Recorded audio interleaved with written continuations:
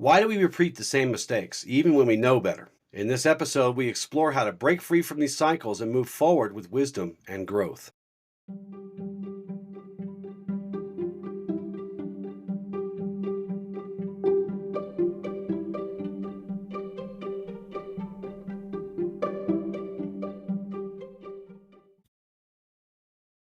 Hello and welcome to the new Ashla podcast.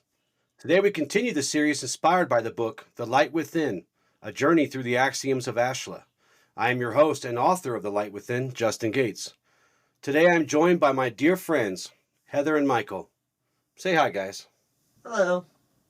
Hey, family. The axiom of light we'll be discussing today is do not compound matters by repeating mistakes. This axiom reminds us that mistakes are natural and inevitable, but learning from them is a choice. Repeating mistakes compounds our struggles, while reflection and adjustment pave the way for growth and resilience. How do you define this? I would say this axiom touches on how we are all human, but we are all creatures of habit. We have certain behaviors, habits, attitudes, and approaches to life. And through cultivating self awareness, we can realize what it is that is holding us back from breaking free from these cycles that we have been perpetuated in.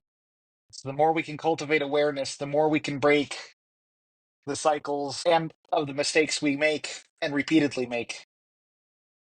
How about you, Heather? This one is hard for me because I still haven't figured out how not to make mistakes and how not to compound them and have issues. So I'm still working on this one. Well, and in your defense, I'll be honest, I've worked a lot on self-awareness. I know we've had a lot of talks, but I struggle too with the same things. And it's something that takes time, practice, and is probably a lifelong struggle. What do you think, Justin? Is this something you still struggle with from time? I wrote this book and I still am working on these. All of them. It's practice, practice, practice, right? That's what I tell you guys all the time. Yeah. Of course, it is human to err. Humans also have a unique ability to acknowledge that, become aware of that, even begin to learn how to spot those triggers that causes us to repeat patterns and to repeat behaviors. It is a choice. I still work on these, and I wrote the damn book. And I've been working with these axioms for a really long time. So yes, I'm still working on them too. It's just hard sometimes because you got to figure out when you're in that heat of the moment, you don't realize you're actually making a mistake, you know? Mhm. Yes. You're doing anything wrong. You're just you're just going in the motion. You're in the motion. Muscle memory, yeah. So Habits.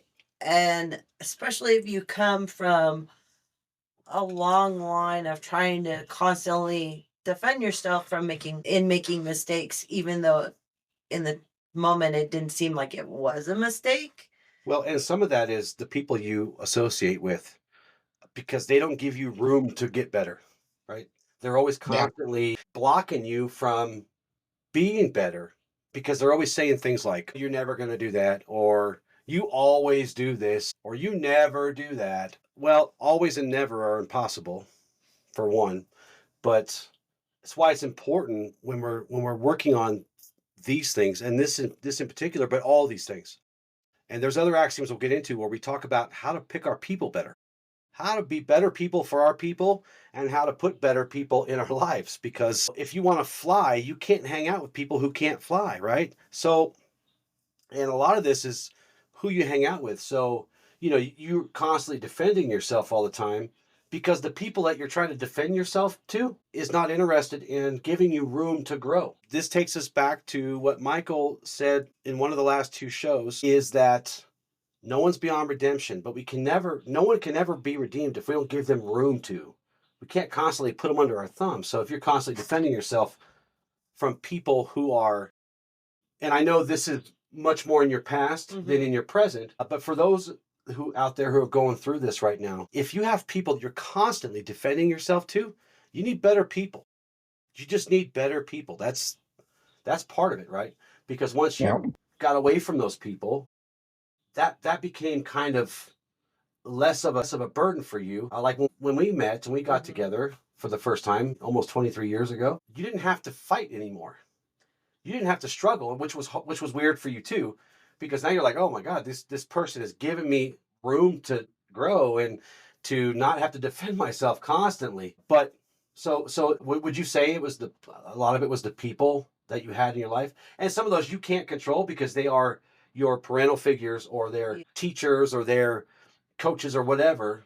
It has been a little easier over time. I mean, I still struggle because it takes time. You know, you've built that wall to protect yourself. Right.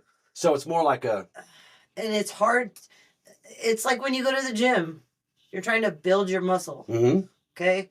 You go and you go and you go, and it takes a long time before you can actually build that muscle. So you're still working on it. Sure. It's still in progress. It will be And it forever. will be for a long time. No, Yeah, forever and ever and ever. absolutely. Yeah. Yeah. We don't stop 'Cause growing. I do pretty good. I think I do I think to you an do. extent. I think you do. know, I think you do great. there is much work to still be done. Because for you, it's much less of the outside people making you do this. You're working through this inside Yeah. because you're kind of doing it to yourself because that's what you're used to dealing with. Mm-hmm. That's why I always question everything.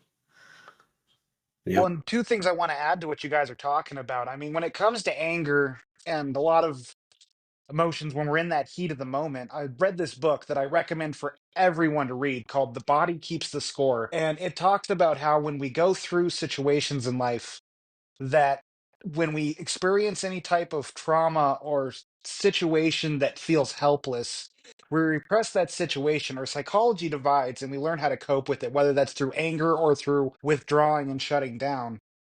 And so it's really important to realize those triggers when we get lit up or we get shutting down, we regress to the emotional age that that emotion is stuck.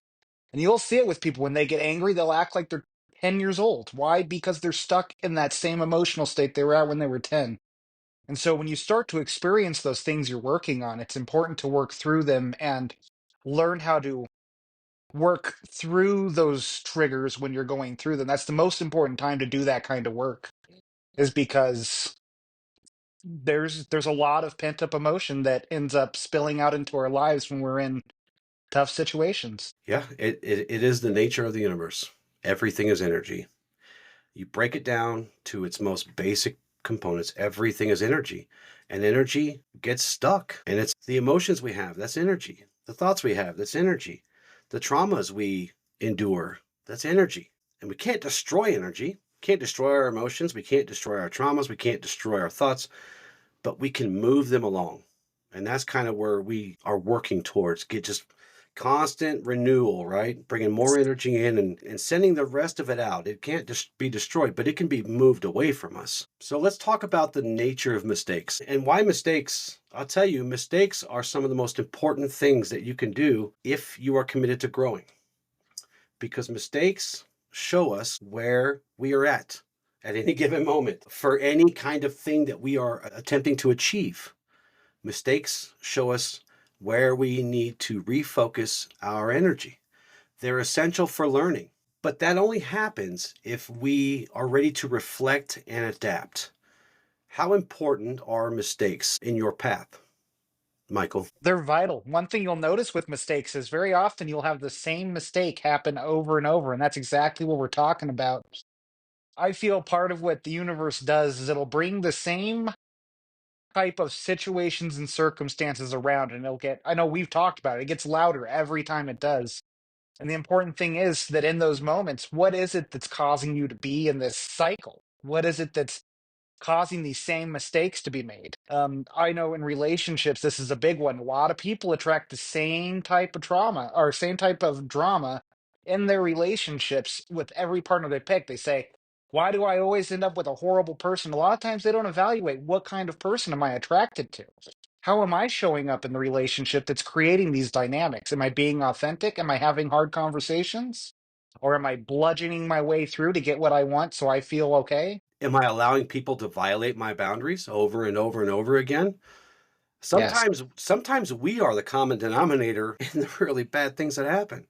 Relationships, going through tons of different jobs. And if we're not aware, if we're not being honest and we're not being introspective, we would find ourselves saying, well, this person and these people and this situation and this stupid place, and But what we don't realize sometimes is that we are that common denominator in all of those things, but we don't want to see that unless we are being honest and introspective and doing the hard work. It's hard to call ourselves out in a way that presents us to be accountable to ourselves. Now, it's easy to talk crap about ourselves. It's easy to be down. It's easy to do that because we just kind of let ourselves get beat up by ourselves. But when you stand up and you erect some boundaries and you say no, and those boundaries are even for your inner voice or your inner judge. We talk Yeah. about inner judge a lot, and we're always going to be talking about that because that dude is horrible. I don't like that judge at all because they're not fair. They don't follow a system of justice. They just judge, judge, judge, judge, judge because they know you're not going to stand up to them. They know you're just going to just take the beating, and then those thoughts become background thoughts as we've talked about before, and they just recycle, and then you're not even consciously aware that you're talking crap about yourself or judging yourself. But if you want to grow, mistakes are the things that are supposed to bring our attention to what it is that we're doing wrong. You don't have to judge yourself per se. You don't have to beat the crap out of yourself. But it's one of those things where, hmm, that's interesting. I didn't realize I was doing that. Wouldn't you say though, like between self-awareness, isn't that what the key to self-awareness is though? It's not self-judgment. Self-awareness is simply awareness of why you do what you do or why you are where you're at. I mean, if you look at any situation you've been in your life, aside from those very helpless situations, maybe when you were a kid, that you always have a part to play in your own suffering. And awareness isn't beating yourself up or judging yourself for your situation, but being able to look in the mirror and understand the part you're playing and why you're in this situation. I remember being in a really bad relationship for 7 years and it never got better and I had so much anger, I had so much frustration. But the truth is, I'm the one who chose to stay there. And that was my responsibility to myself that I ignored. It was accountability, which is one of the most important things we teach in this philosophy. You must be accountable with yourself and your choices and what led you to these parts of your life that you're struggling with. And again, it's not judgment, it's just awareness. Yeah. No, you're absolutely right. Awareness is empowerment. Awareness is when we choose to hold ourselves accountable, not so much judge ourselves. These are two different things. All roads in this path lead to truth or the light, Yes. right? So self-awareness is like a superpower sometimes because what Amen. self-awareness it was because what it does is not only does it let you be in a space where you are holding yourself accountable to a mistake or to a misstep or something. But what it does eventually is that it grows out from beyond that. It starts to it starts to let warn you about triggers coming from other people or triggers coming from inside yourself. We were talking earlier about how the past plays a big role in things as we try to free ourselves from those bindings. But awareness is a power that helps us see those before they get there. Sometimes that's hard when it's so far in the back of your subconscious that you haven't even tapped into that yet. And then it comes up and you're like, what the heck? And then like for me, I catch myself in a mistake and then I'm so used to beating myself up Hmm. because of that mistake. And now I feel like a horrible person because I just did that. And now I'm in a depressive state or a down state for the rest of my day Well, and because I let everybody down that's in front of me. and it's worse than that. See, I let everybody down, which you don't, right? But it feels You like feel that. like it. You feel like it. It's overwhelming. Well, I went against a promise that I had made at that point in time. Well, now look at that, and I'm like, okay, I made a promise to myself and to others that I would not allow this mistake to take over and get me in this position again. And then I catch myself every single time in this same spot. That's why it's so very important to develop awareness. And we do that by connection to the force. This is how we do it on our path. We connect to the force because the force is connected to all things, everything, literally everything. Every speck of energy, every speck of dust, every blade of grass, every human being, every cat, dog, sheep, the sky, the minerals, everything. And we use that connection to our advantage to expand our awareness. Because when we tap into that and we start to attune to that, once we start to attune to the force and find balance and find harmony, then it starts to transform us on the inside too. Because as we're aligning, because everything's energy, right? And if once our energy inside matches the energy of the universe, that perfect balance, then we start to have an expanded awareness about everything, including the stuff that's inside. So that's why we teach the force in that way. That's why we harp so much on interconnectedness, because awareness means to see, it means to be aware of, right? And if you're aware of everything that exists in this known universe, my best guess, because I don't know of any other universes outside of this one, is that once you understand that all things are connected, right, then you start to become aware of all things, including the stuff that's inside. And yes, there is nothing about this path that's easy. Derek talked about that in the last episode. Nothing about this is easy, but it's all doable if we take measured steps towards these things, and we take on these old baggage and this old trauma. We take them on one at a time because we don't want to overburden ourselves, because some of those traumas are maybe a little easier to get through, but some of them are really tough to get through. So it's better that, if we start to develop our awareness one little step at a time. Yeah. It at that point, we just, those that are around us needed, and ourselves, we need to give each other grace. Yeah, great. Yes. It's one of our agreements. Because without it, then it's going to be a lot harder. And I deal with it a lot myself. I do not give myself enough grace. You don't, but I pitch in a lot more for you sometimes. And patience. People need to have patience with those that are actually learning and trying to better themselves. Including yourself. Exactly, because without that, then you're back to square one, and that's where I falter sometimes. I'm not perfect. Nobody's perfect. And it's not our endeavor to ever make anybody perfect, because No. none of us will be. Not in this form, right? But I'll say something that you said. What did you just say just a second ago? Grace. No, grace, about going back to square one. Mhm. Something I want to point out to you is that you never go back to square one. Once you know something, that's locked in. And you may struggle to get back to that thing that you know sometimes. But don't ever think that you have to start all the way over again. That's why we take measured steps. That's why we take our time. That's why if it takes us a lifetime to do one thing, so be it. Because you never go backwards. Once you know better, then you start to do better. And you may not do better all the time, but you do your best. But don't ever think that your effort is for nothing. I promise you when I say this, whatever steps you take, that's where you last in again. It does, every time you revisit it, it does get a little better. Right? Wouldn't you say, Michael? It's like we never, I would say so. we never go I back to the actually, beginning. I had actually another mentor who made me do an exercise when I was getting into a catastrophizing state, when I was in a really low place. And she had me go to a labyrinth, and she wanted me to reflect on how this labyrinth related to my journey. And as I walked that labyrinth and I got close to that center right when I started, and then the path wound me right next back to the entrance, it really occurred to me how true it is that this path is not a linear one, nor is it something that we're just going to flip a light switch and know what the hell we're doing. It's about constant patience with ourselves as we traverse these terrains, because it will feel like you're back at square one many days.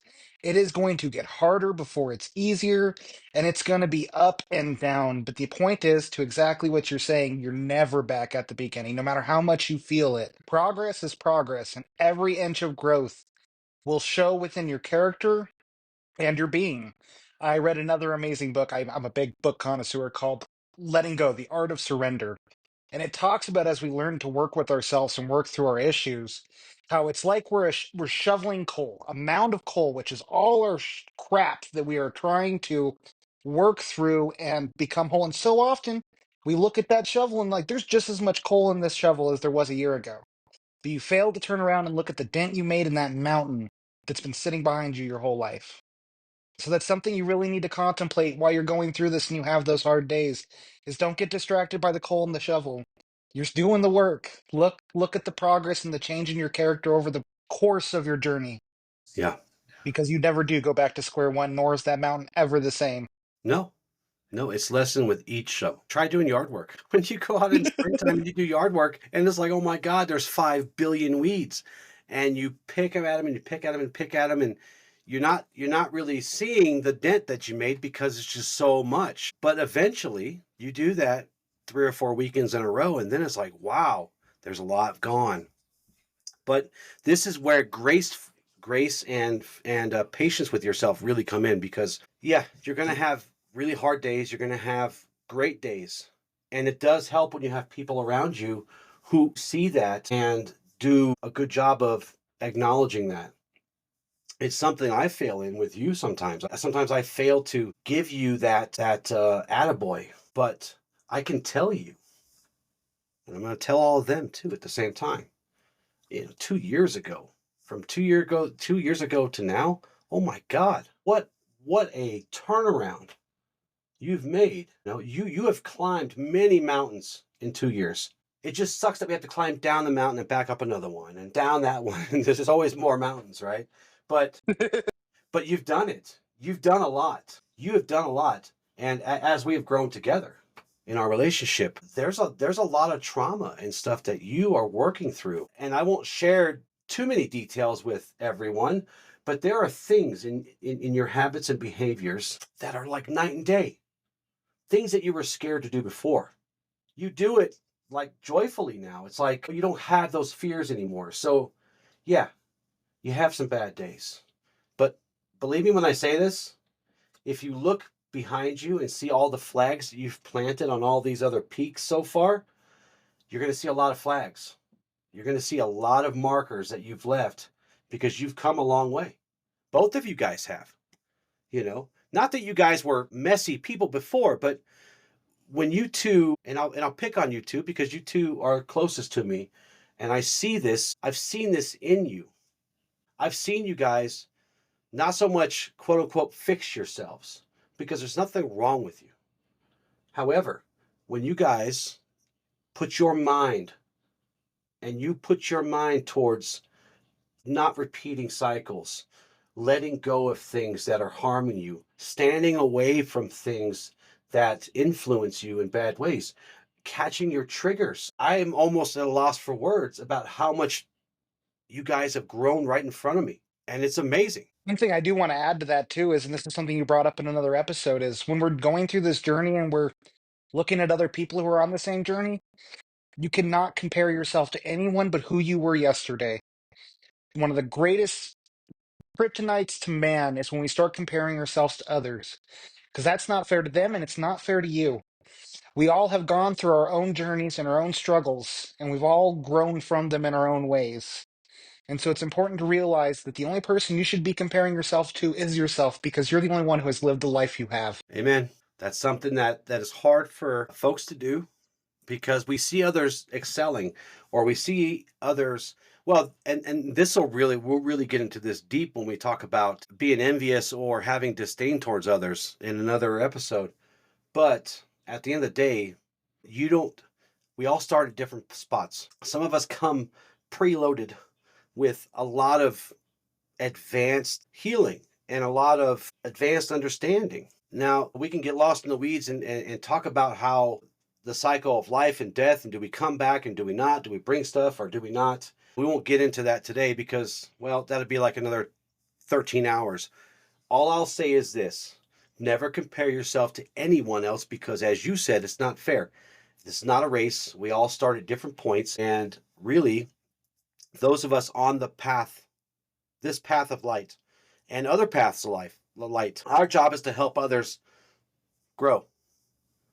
Yeah, Serve and when them. we look at a lot of the things we go through, I mean, a lot of the times, the things that were pivotal points that changed us were not easy times. They were hard times. And when we were in those hard times, when we look back, like, a lot of us can judge ourselves for how we've handled things.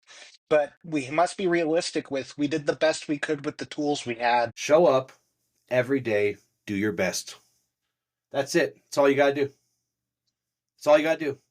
Even if Some your best is days, 30%. then if that's your best, that's your best. 30%, because look, I mean, we all show up sometimes with a low battery. We all show up with some kind of thing going on in our life, and all we can give is 35, 40%. If that is your best, then that is enough. And that's where I'll leave that, because you guys will hear me say that a lot throughout this series. Yeah. One thing I've been practicing this year, one of my goals this year is I am going to learn how to relax and not feel guilty for it. Self I'm care. working, I'm going to school, I'm doing this podcast with you. I am hitting the goals I want in my personal life and my relationship. And the times I'm not doing those things, I'm letting myself sit there and I'm doing all I can not to judge myself when I pick up a video game or decide to have a drink for a night or whatever. And that's, I think, something many of us feel guilty about is every a day. lot of the times we only got 5, 10, 15% to give. And we beat ourselves up because we're not giving more and we're not humbling ourselves to be like, nah, you did the best you could today. My good friend, and you guys can find this over at the Nights of Awakening on Spotify. It's my old podcast. We did that for about 13 years. There's an episode over there that my good buddy Charles did about the importance of rest. It is one of the top 3 important things you should be doing, because if you don't rest and you don't take time for yourself, then you fall into a state to where you can't serve others. You can't even serve yourself. And that is not a good place to be, because that invites darkness. Yes. It invites these feelings and these judgments and thoughts about others eventually, where here I go again. I have to do this for this person. Take time to rest. Self care on this path, for anyone on any path, doing anything anywhere. Do not forget to take care of yourself. It is one of the most important parts. It's one of the most important practices. And yes, I'll call it a practice. Practice self-care. Practice. So let's talk about how this connects to our particular philosophy that we those of us on the show follow. The philosophy of Ashla. There's a connection here to one of the lines in our code. Ignorance yet knowledge. Self-awareness, reflection, introspection, honest inventories of where we are, honest inventories of what we're thinking, how we're feeling. Those things help us transform ignorance into understanding and eventually into truth and wisdom. Because when we compound mistakes, that just creates more unnecessary suffering, and it will keep us from growing. It'll keep us stagnant. It'll give us, because mistakes become excuses eventually, right? So we make enough mistakes, but we don't act to fix them. We don't act to maybe a shift in our behavior, or a shift in how we're treating ourselves, or a shift in who we're letting in our life. There's lots of reasons why we make mistakes, and there's lots of reasons why we continue that cycle. But if we don't take the time to be honest with ourselves, and we don't take the time for introspection and those internal inventories of what's good for us and what's bad for us, then it just creates a lot more suffering, and it makes us stagnant. What do you think? I think there's so much truth to that. One of my favorite speakers, Joe Dispenza, talks about. He's a big neurobiologist, I believe, if I got that right. But he talks about how when it comes to stored emotions in the body and bad habits, behaviors, the thing is when we do something, when we make a mistake, it's a mistake. But if we keep making that mistake, it then becomes a habit. Then the habit will become a temperament, and then the temperament will become a personality trait. What are your thoughts on that? It's true. It goes back to what I was saying. Everything's energy, and energy will not, you have to move it out of you. You have to do these kinds of practices that help us move this stuff out, bring stuff in. It's all intentional. You can't accidentally stop making mistakes. Mistakes are something that we must recognize and we must address if we are to grow. Now, I'm not telling anybody what to do ever. I'm just telling you from personal experience and from the experiences of every student I've ever taught, that we have to grow awareness to these things that are causing us suffering, these things that are causing us harm. And most times, and I think you said it earlier, These are self-inflicted. Yeah, sure, people are out there maybe making our life harder, but we can stand away from them. We can not let them influence us in a negative way. And this goes back to what this axiom is calling us to do. Recognize our errors. Make amends where we need to. Make amends to the people you wrong or to the mistakes you made that maybe affect somebody else. But really, really, really, really make amends with yourself too. That's really important. And focus on better choices, even if it's just one little thing at a time. Yeah. You have anything to add, Heather? No, not really. I fight with myself with what's the word? Self-care. I always feel guilty if I'm doing something and I don't do anything else. And I that's one thing I deal with. I have a hard time with it. If I sit around on the couch and watch TV all day and I don't do the laundry, yeah, I beat myself up. If I And don't as do soon the as dishes. I walk in the door, she's apologizing to me for Yes. doing Yes. for she's apologizing to me for I'm sorry you didn't taking a day of rest. yeah, sorry you Like, didn't do the you dishes. know, Sorry you didn't clean the house. I'm sorry. Because I took time for myself, but I didn't do what I needed to do. nah, see, and that's where we get lost in the weeds because We are our biggest critics. we are. We are, and we are a worse judge. Well, and that's one of the hard Amen. things for me as well, because even back in the day when I was younger, or even before I met Justin, it was hard for me because that was always expected. It was something that's still something I have a really hard time learning or getting away from. Even though I don't expect those things from you. No, I don't expect you no, to keep but the house clean. I don't put those things on you. Those are things that you no, yeah, but that is as like for women, some women are grown to or raised to be taught that you need to take care of your man. right. This needs to be done like this. You don't get to do this. It's like this, and this. Until you meet a man who Okay? knows how to wash his own clothes, do his own dishes, cook his own dinner, clean his own house, right? See that's the hardest for No, me. I get it. And I Because know I know how you were raised too. I obviously we know yeah, these people, but it's and I'll point out even though it's never been anything that was ever expected of you, it's something you still struggle with. I do. Do you think you've gotten better? A little better? Even though I reassure you, hey, dude, everybody deserves a day off. Everybody deserves to sit around and do absolutely nothing. A little bit, but Yeah. I still It fight. has to come from within. That's where the true strength lies. I mean, this ties right into the whole breaking the cycle of mistakes. It's not necessarily a mistake, but it's a belief pattern. It is an ingrained sense of our worth. And so many of us run around with worthiness wounds. I'm guilty of it myself. And I love the phrase Justin has used multiple times in this episode. You are enough. Yeah. You are. I was with my girl the other night and I was talking about a coaching client I had and how I was telling them it's like when you're in a relationship and you're not sure about it, ask yourself, can you love this person as they are if they never change? And she looked at me and she's like, you need to take a dose of your own medicine. Do you love yourself as you are right now if you would never change? And it was like, sometimes it, oh, sometimes accountability comes from outside of us. yeah. That's how you know you're with someone good and someone worthy of you. Because they'll tell you. They help you through these things because there's a lot of stuff going on. We forget. We forget ourselves sometimes. And even those of us who've been doing this for a really long time, we still struggle too. Derek is fond of calling me Master Bane because that was my Jedi name and that was my Jedi rank. I guess technically still my Jedi rank. But don't let that fool you. Sometimes when Master Bane bumps his toe on the wall just the wrong way, he wants to rip that wall from the foundation of the house because sometimes we just do that because we're human beings and it's just yeah, no, you're right.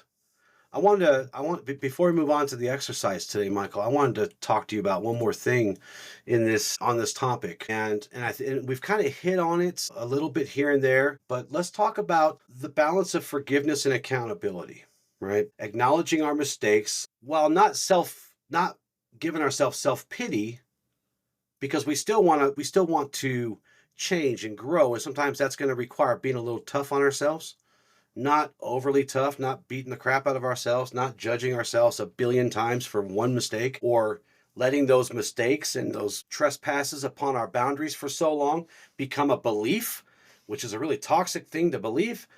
But how important is it for us to balance this forgiveness and accountability? Are you referring to with ourselves or with the world at large? Both, because we have to I balance all things. I Uh, almost wonder if you can obtain that in the outside world without first giving it to yourself. well, I would say that all things start from within, and that's what our philosophy teaches us. Right? We can't love others truly without loving ourselves. We can't serve others amazingly without serving ourselves. We can't be graceful, courageous, kind, generous without first internalizing those things for us. So, yeah, I would say it always starts from within because Yeah. it's going to demonstrate that once we achieve that within, not perfection within, but achieve those states of being, then they will manifest out. People will see them, people will notice them. So how important is that? That balance between forgiveness and accountability. I think it's imperative with both those aspects because they go so hand in hand. Forgiveness can be completely misused if there is no accountability. It's good to give ourselves grace, but we also must be honest with ourselves or with the people in our lives. If there is no accountability, if there is no desire to change the trajectory of someone's attitudes, behaviors, or approach to life, then that's where boundaries do come in because we can give forgiveness and we can even forgive when they decide not to take that path. But that also tells us where they stand in our lives. We must cultivate this awareness because it is imperative of us to not just be honest with ourselves but with others, and maybe not to their faces necessarily as far as calling them on the crap, but understanding where someone's at and the level of accountability they're willing to take in their lives, and then in turn the place they have in your lives. Because the only way to have, like you were saying earlier, the people you're around are the most important people in your life because they mold you, they're a part of you, and you will take on their characteristics and personality traits. And when there is no accountability, where there is no forgiveness, where there is no hard work being done to better the situations that have thus gone to hell, then there is no growth. That is stagnation, and that is going into darkness. In fact, that was one of the important things I wanted to bring up in this is the shadow side of this. All right, awareness is what we preach because awareness is what sets you free. It's what makes you whole. It's what allows you to take charge of your life and own your life. But there is a shadow side, and you will see it. I don't know how many of you out there know of shadow work, but when you look at the things in your life, for instance, that makes you angry, aside from truly unjust or unholy things, when you look at things that aggravate you, when you look at places where you're placing blame on others, look within and ask yourself, where are you not being accountable? Where do you have parts of you that are suppressed that you're not taking action with? And again, this is without judgment. This is complete awareness and loving yourself because we all want to feel whole. That is, I feel, the human mission is to come to this life and live a fulfilling life. But wholeness is a part of that. And wholeness stems from not having the beam in your eye, as they say, but instead understanding your life and why you're where you're at and growing the skills you want. I know for me, for a long time, I used to be so frustrated with people who got angry and got really defensive. And don't get me wrong, people like that still rub me raw. But there was a level of it that I didn't realize was in my subconscious until then, and that was self advocacy. It was the ability to stand my ground when I was being wronged. And as much as I had that to a degree, the anger I felt was actually my spirit telling me, you need to learn how to have this. And I'm in the process of learning it. Again, this is not a race, and you'll feel like you're back at day one. But with awareness, you can start cultivating these skills that you've buried deep in your psyche. What are your thoughts on that, Justin? Well, Heather, while you were talking, Heather says, that's me every day. You want to Yeah, elaborate? Lord have mercy. Hey, I allow people to do that to me all the time. I don't know how to step forward and just stand up for myself half the time. You're not alone, sister. I allow people to walk over my boundary as much as it irritates the heck out of me, as long as, because I am a people pleaser. I am what they call a people pleaser and always have been. So it is hard for me because, like, if it's something I disagree with, if they really want to do it, I'm going to say, yes, let's do it. It's okay. I may not want to, but I'm going to. Well, let me ask you two this then. What are the consequences of that? When you let people violate and trespass upon you so often, what kind of Well, consequences do you face with that? we talk about the inner critic, right? I think the inner critic, part of what creates that voice in our heads is when we have unspoken truths, when we don't advocate for ourselves, that energy that we needed to display in that moment then turns inward. Again, everything is energy, and that energy doesn't dissipate. Instead, it compounds in our minds. And there are so many moments where we didn't speak up or fight against something that was pushing on our boundaries. And it's difficult because I'm sure you can attest to this, Heather. When we are in those moments when that is happening and we get triggered, we feel our survival instincts come on because that's what happens for everyone when they're triggered. Parts of our brain shut off. We They will do. feel it. We will either go into anger or we're going to go into just rolling Dead with the silence. punches. Dead silence with a wall. You know, Yep. and it's Uh, important in those moments. That's where the work gets done because we must learn to reactivate those parts of our mind. I know Justin, in a lot of his teachings in his book, he talks about breath work. Breath work is so imperative in those moments because when you get your nervous system re-regulated, you can start opening your mind back up. And this is something the best to practice with people you care about because this is not something you just, oh, that's what I do. Okay, cool. No, you got to teach your mind how to be responsive in those situations. And that's true healing. All right. We see all this stuff out there now about the spiritual journey and healing. And oh, I've cultivated awareness. I am a healed person. Right. That's 20% the work. The other 80% of the work is when you are in those moments that are unhealed to act in a different manner. Well, And I asked you guys that question for a particular reason, and you guys nailed it. It's important to remember when we're dealing with our healing, our journey, just the whole thing in general, is that yes, everything is energy. And that crosses the boundaries between spirit, physical, mental, and you might have a thought that's just twisting you all up into pieces. And if you're not dealing with that, if you're not trying to do something about that in the moment, that then becomes an actual physical ailment sometimes. You yes, you talked about how your nervous system goes berserk, you go into fight or flight. And I go into silent.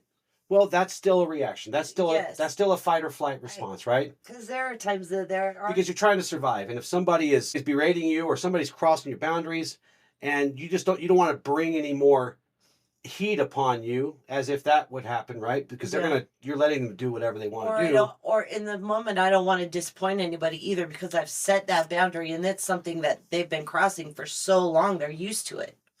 I'm Right. You know, curious, Heather, do you run into this? Is there a part of you that worries that if you didn't go silent, put that wall up, that you might react in a way that it's going to be overly aggressive or in a way will do yes, more harm than good, and that's yes, part of your rationalization? Me too. absolutely. It happens enough. Sometimes it does literally happen that You know, way. It does. a cornered animal, right? And listen, and I know it sounds like I'm just tooting my horn all crazy over here, but something that I do for Heather, and if you're anybody out there who's kind of going through some of this or can relate to some of this or a lot of this is why it's important to find people that are good for you, people that don't take advantage of you, people who will not use your past against you or use your mistakes against you or anything like that.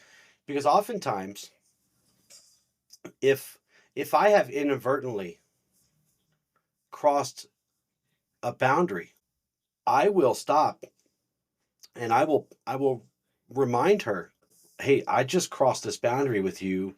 I'm sorry I did that, but let's take it back and put your boundary there. Stand to it." Because a lot of times what happens with her is that she will go kind of, feral.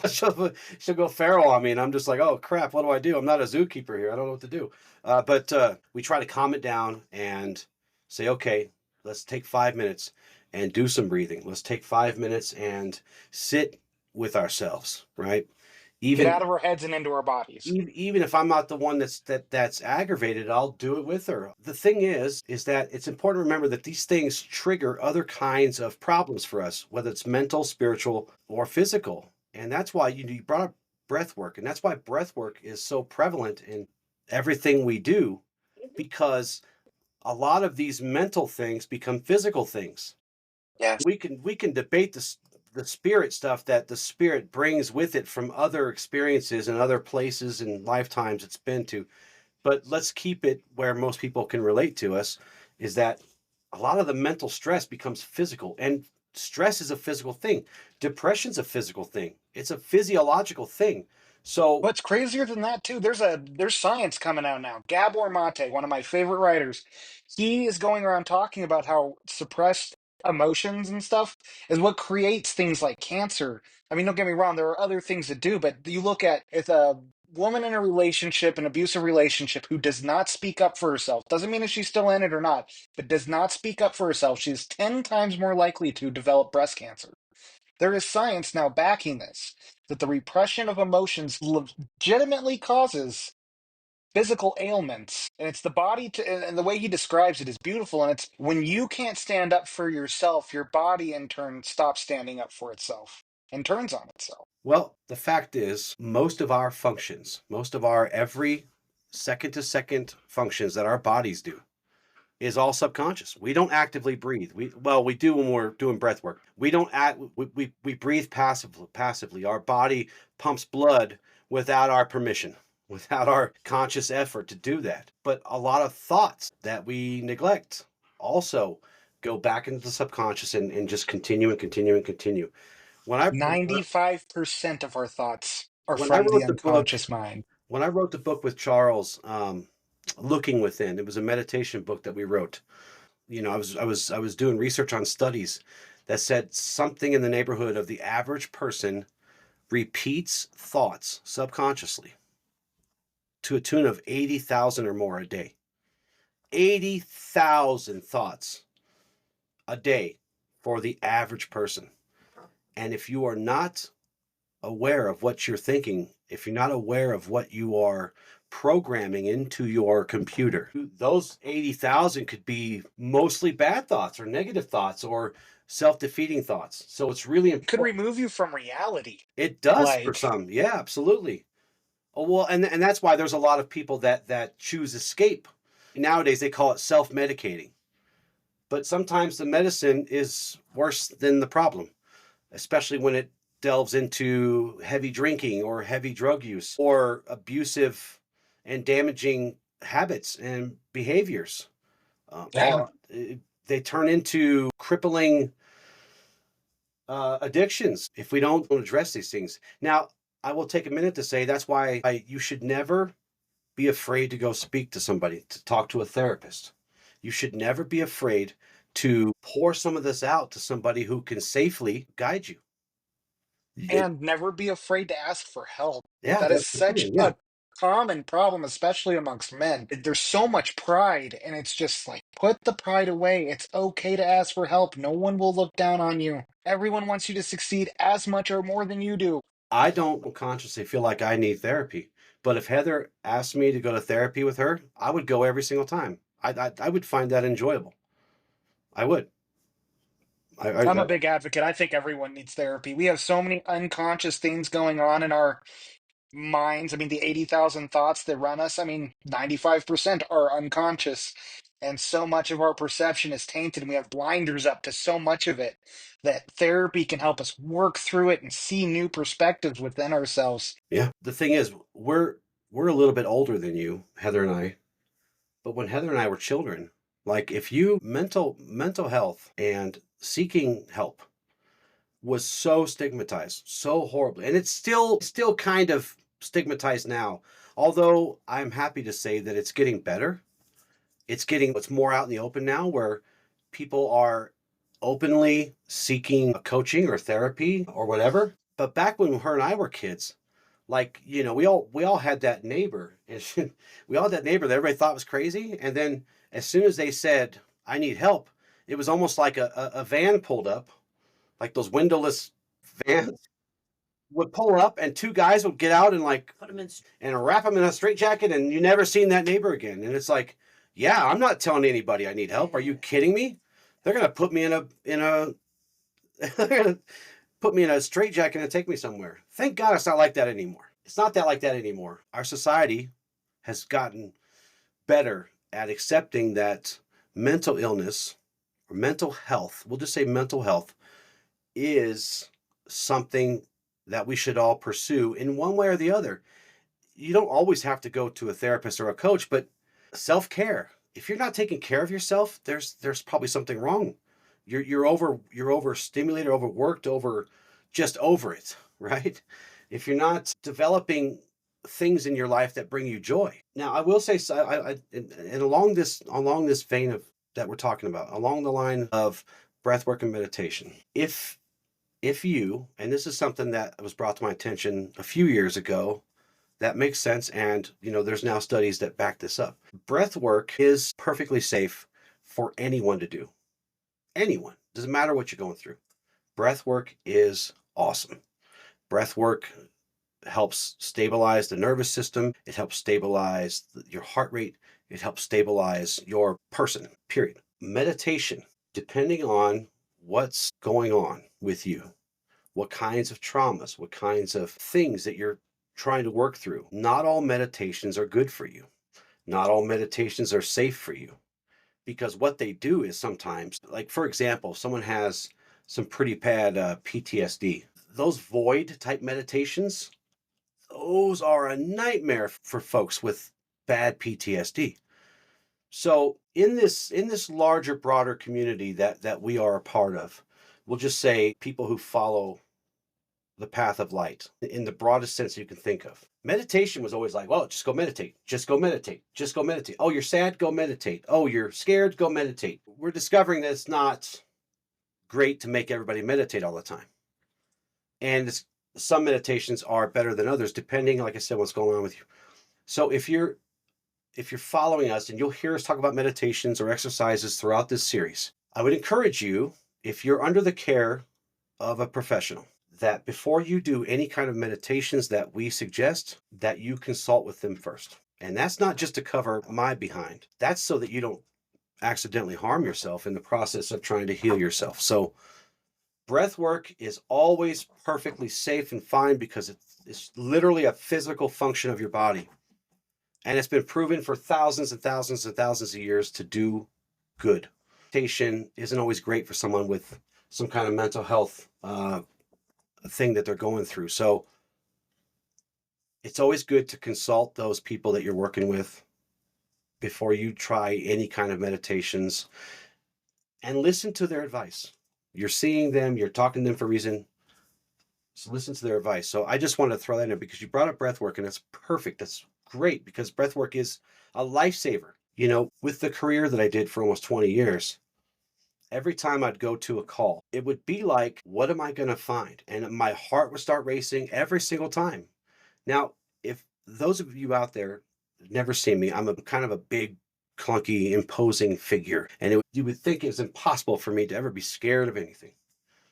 Well, that's just not how it works, because you don't know what you're getting into. You get the call, you're in your car, and you're hauling butt to whatever it is. And if it's anything involving violence, or anything involving assault, or anything involving any of that kind of stuff, your heart will start racing. I don't care how long you've been doing it. And breathwork has saved me more times than I can count. Because if I go into that scene, a mess, a total mess, where I'm just, your heart starts fluttering and thoughts become physical impairments, I'm going to be in trouble. But meditation, we should consult. If you're seeing somebody, if you're under the care of a professional, I would encourage you to always, before you try any meditation, to make sure it's okay with them, because they are helping you through something and you don't want to screw that up. So anyways, great discussion tonight. Let's move on to the exercise for the day. This exercise is going to be a little short compared to the last few that I've given you, but this exercise is designed to just get you to sit and reflect and reset. So step 1, write down a recurring mistake that you've made and that you've become aware of, and identify the triggers or patterns that lead to it. Step 2, come up with at least 3 specific things that you can do to change how you're responding or how you're reacting, or 3 things that will help you avoid repeating it altogether. And step 3 is just pick one of those, at least one of those. And I always like to tell folks to start small. Pick one of those and commit to making that an actionable thing, something you commit to doing it, commit to trying one of those 2 things or those 3 things or those 10 things that you came up with and stick with that until you can do it. It's just like one little thing at a time. It's not a race, one little thing at a time. Our affirmation for the day, as a quick little side note, the reason that I give you affirmations, and I put affirmations with everything, it relates back to how, 80,000 thoughts a day are subconscious and we're not even consciously aware of them. But one way to combat those and to start to reprogram your computer, if you think of it like a computer, it's a little easier to uh, envision. Affirmations start to program your subconscious thoughts into a better pattern, into a more productive pattern for you, a more positive pattern for you. Life is not always about positivity. There is such a thing as too much positivity. But what we're working on with affirmations here is to start to program our minds to work for us in the best possible way.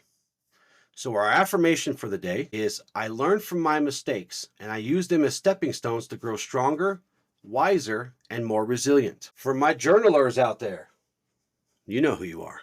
Should be all of you, by the way. Our journaling prompt for the day is reflect on a mistake you've made more than once. What held you back from learning the first time, or the second time, or the third time? How can you ensure you won't repeat it again? And finally, our question of the day. Man, you guys, Michael and Heather, you can jump in on this question if you want. I'm going to put the question out there for the folks. What lesson have you learned from a mistake you once repeated? How did you break the cycle? Share your story with us at hashtag breaking the cycle. Do either one of you want to take on that question? I'll take on this There question. you go, my boy. So I work as a relationship coach. That is the profession I'm getting myself into, relationship and trauma. It's because I've learned a lot after going through this and learning to look at myself. And I was one of those people that always attracted pretty toxic relationships. And I had to ask myself, why do I keep doing this? Now have a great, healthy relationship, great communication. It's magical. But the thing I had to do is I had to realize where my priorities were when I looked for a relationship. I liked out of the box people. I liked girls who dressed in very provocative ways. And I realized that having those at the top really leads to a lot of interesting situations. Now, the top of my list is someone who prioritizes my peace, who can have communication with me and can have hard conversations. Having someone who I can be myself, authentically myself around without walking on eggshells or having to put on a mask or shove down my emotions. And these were things I never even contemplated up until I finally sat down with myself and asked myself, why do I keep getting in these situations? And so that was a big thing for me to learn. And when I switched that around, the results were amazing because it really opened up to really finding other authentic people and cultivating relationships that were meaningful and had deep connection and, again, communication, just being able to talk about anything and everything, to be fully vulnerable. It's magical, and I can't express how life-changing that was for me. And that's why I got into the profession. There's an axiom for that. Heal others or heal yourself by healing others. It's a good one. That's a good one. That's a good one. And no one better suited to help others through tough things than those who have gone through those same tough things. That's one thing to leave everyone with is that you're not alone. Although we are unique and we are in our perspective and we are unique in our approach to life, it doesn't mean you're ever alone. We all share very similar problems and very similar struggles and very similar things. And those who are called to help and heal are oftentimes, and it's been my experience that they are the best ones at it, are the ones who have struggled and stumbled and learned how to overcome that themselves. So I want to encourage everyone who's listening today to participate in that exercise I gave you. Try it out. Maybe you'll unlock some another level of awareness you weren't enjoying at the time. And these exercises, you can always come back to the episodes and find them. I would encourage you to do that. Share that exercise with others who maybe are struggling with what we've been talking about today. I also, as I always do, suggest that you go out to your groups and your home pages and your offline groups too, and start a conversation around this. Start a conversation about how we can start becoming more aware of the things that we need to remove out of our lives, whether that be some beliefs, people, our habits, whatever it is, in order to help us grow in order to ensure us that we can clear the way a little bit and grow just a little bit more. And I'll leave you guys with this.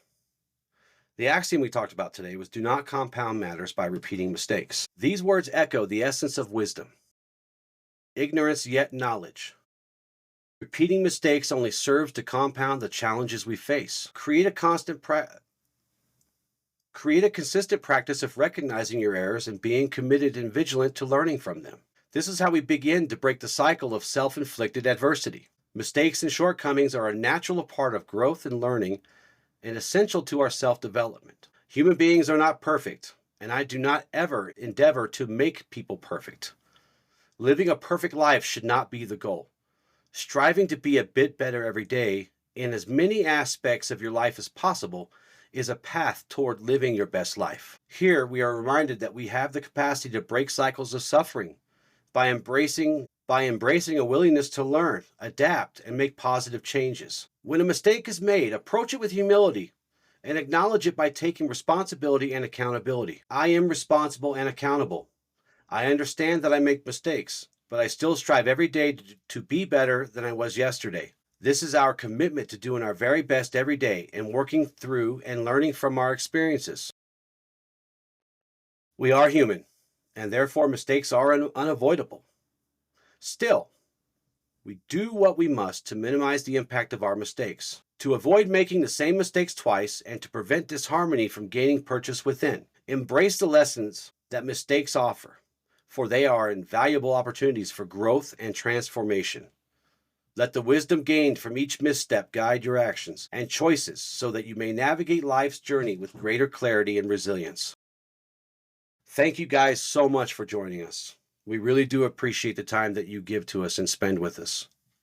With love and gratitude, Ad Lucem. Evolution.